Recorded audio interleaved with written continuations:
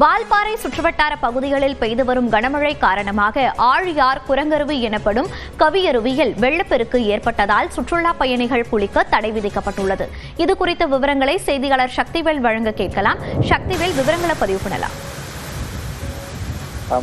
அதாவது கோவை மாவட்டத்திற்கு கடந்த 2 நாட்களாக ரெட் அலர்ட் அறிவிக்கப்பட்டிருந்த நிலையில் மீண்டும் கனமழை பெய்யக்கூடும் என வானிலை ஆய்வு மையம் தெரிவித்திருந்த நிலையில் கடந்த 2 நாட்களுக்கு மேலாகவும் தற்போது வரை மேற்கு தொடர்ச்சி மலை பகுதியில் அமைந்துள்ள வால்பாறை சுற்றுவட்டார பகுதிகளான சின்னக்கல்லார், சோலையார், சக்தி எஸ்டேட், கவர்கல் உள்ளிட்ட பகுதிகளில் கனமழை பெய்து வருவதால் நீர்பிடிப்பு பகுதிகளில் வெள்ளமானது கரை புரண்டு ஓடுகிறது. இதனால் மேற்கு தொடர்ச்சி மலை அடிவார பகுதியில் அமைந்துள்ள ஆழியார் பகுதியில் ஆனைமலை புலிகள் காப்பக வனத்துறை கட்டுப்பாட்டில் அமைந்துள்ள குரங்கருவி எனப்படும் கவியருவியில் காற்றாற்று வெள்ளம் ஏற்பட்டுள்ளது. இந்த வெள்ளம் காரணமாக அருவியில் அமைக்கப்பட்டிருந்த தடுப்புச் சுவர் கம்பிகள் தண்ணீரில் அடித்துச் செல்லப்பட்டன.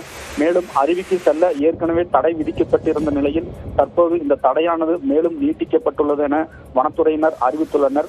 மேலும் அதேபோல் வால்பாறை சுற்றுவட்டார பகுதிகளில் காற்றுடன் பலத்த மழை பெய்து வருவதால் பொள்ளாச்சியிலிருந்து வால்பாறை செல்லும் மலைப்பாதையில் 40 கொண்டை ஊசி வளைவுகள் உள்ளதால் மழை காரணமாக மரங்கள் ஆங்காங்கே சாய வாய்ப்புள்ளதால் சுற்றுலா பயணிகள் மற்றும் பொதுமக்கள் சாலையில் மிகுந்த கவனத்துடன் செல்ல வேண்டும் எனவும் வாகனங்களை வழியில் நிறுத்தக்கூடாது எனவும் கூறி வனத்துறையினர் பாதுகாப்பு பணியில் ஈடுபட்டு வருகின்றனர்.